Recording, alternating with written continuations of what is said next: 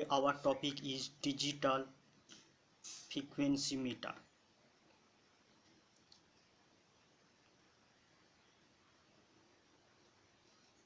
So previous class we discussed about digital voltmeter. So digital voltmeter we have seen in laboratories instrument to measurement of various type of reading. So there are two types of digital voltmeter we have discussed, RAN type and the indicating type. Today we have discussed about the digital frequency meter. So why this digital frequency meter? We have to measure the frequency in terms of digital, means a number of pulse is applied at the input, we get the corresponding output. So how we measure? Basic principle: if we see applied a NAND gate at the and we applied a number of pulse, suppose this is at the number of pulse and square waveform 1 second, at the output we take the number of pulse, this duration. So the trigger pulse is continuously applied to the NAND gate. If we applied, suppose here we take 1 second pulse applied to the input terminal and the number of pulse counted within this period indicated by the frequency. The signal whose frequency is to be measured is converted a train of pulses, one pulse for each cycle of the signal, and the number of pulses occurring the definite interval of time is that counted in the electronics counter. So this is the basic principle of digital frequency measurement. If we draw the basic circuit of digital frequency meter, then we see that there is an unknown frequency. Unknown frequency means whose frequency is to be measured. Then it is passed through amplify, means amplify the signal. Then we get Schmitt trigger.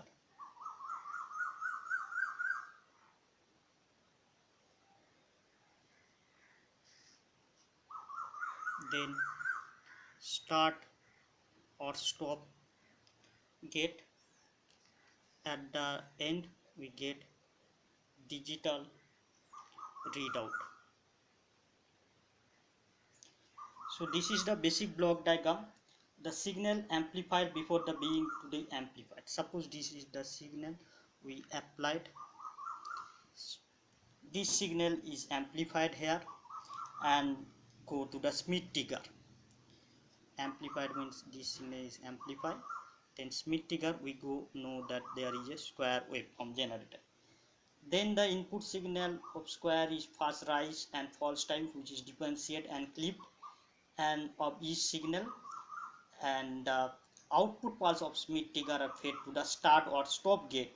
When the gate is enabled, the input pulse pass through the gate and arrive directly to the electronics counter, which count the number of pulses.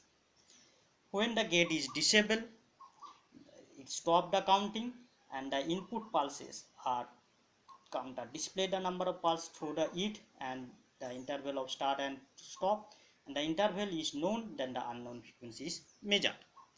So if we draw the frequency measurement basic circuit for frequency measurement,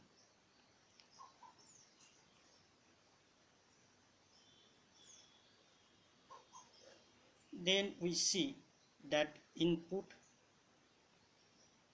is passed through a unknown frequency, means whose frequency is to be measured. Then same as previous circuit, Schmitt trigger.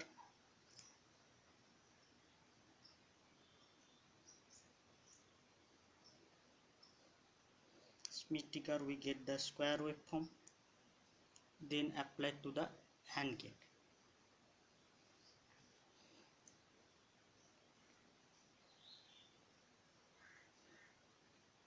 Suppose this is the input A. Another, the main block diagram, here there is a AND gate,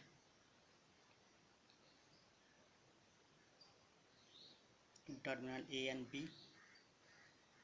This is the first start gate. It is connected to a RS flip-flop. We know the RS flip-flop, there are the two input RS. Suppose output is Y bar. The Y bar is connected to the B.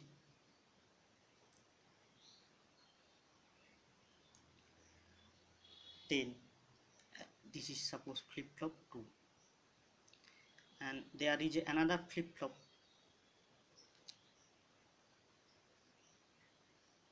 same SR. The output is Y bar and Y. S is connected to the start gate, and from R we applied read pulse. Here is another AND gate.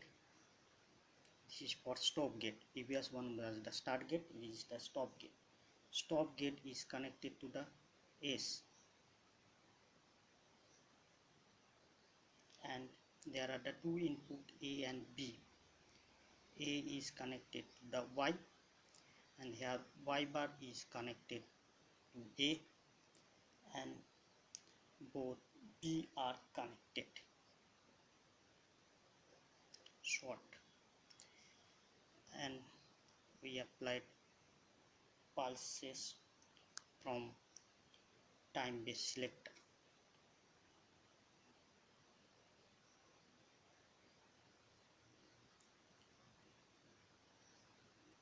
And this is the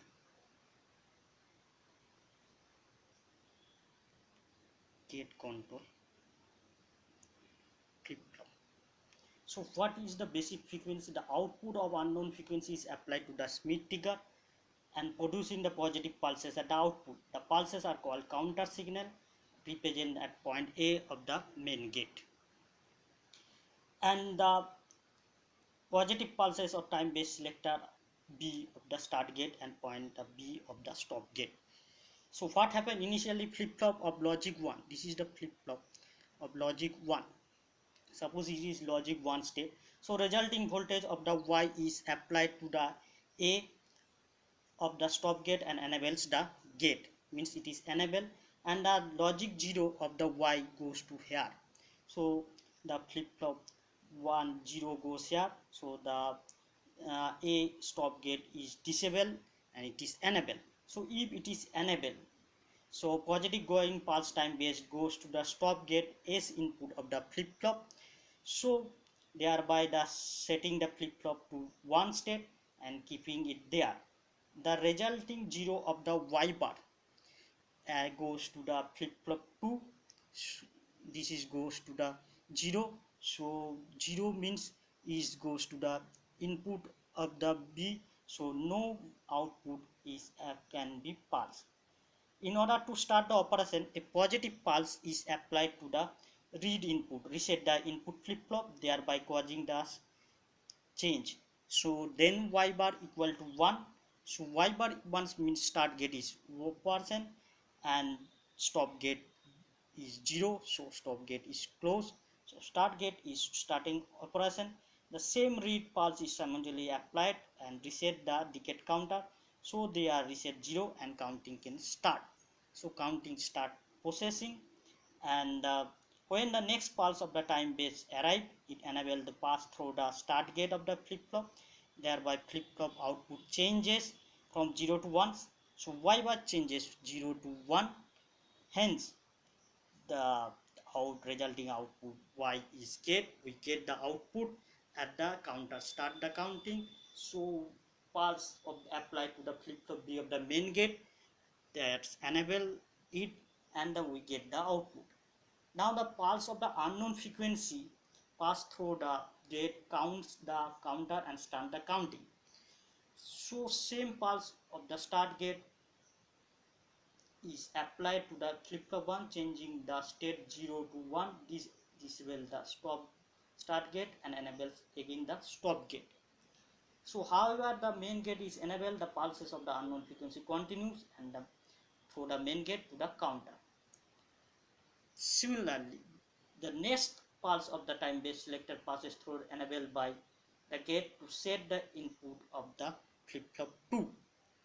So the changes output back 1 and y bar against 0. So this disable the main gate and disconnecting the unknown frequency from the counter. So counter counts the number of pulses to successive even pulses of the time based selector. If the time based selector is 1 second, then the number of pulses interval of the frequency unknown frequency is in hertz. Again, the assembly of two flip-flop, you use a similar circuit using digital frequency counter. There are the suppose 1 kilohertz crystal oscillator.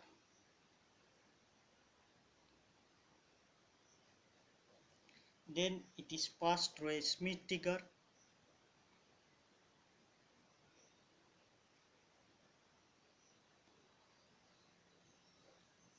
Then it is divided, suppose 10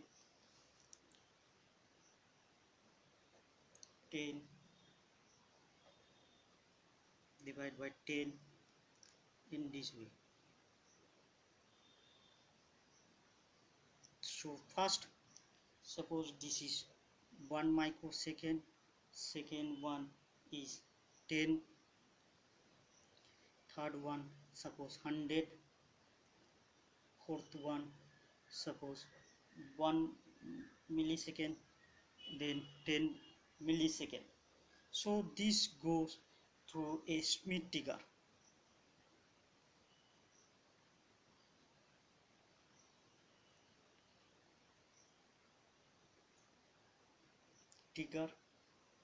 Then the gate flip-flop. The gate flip-flop is connected to a AND gate where the digital counter count the number of pulse. And here we applied same as previous. There is a amplifier. Here we applied the input signal. It is passed through a Smith trigger.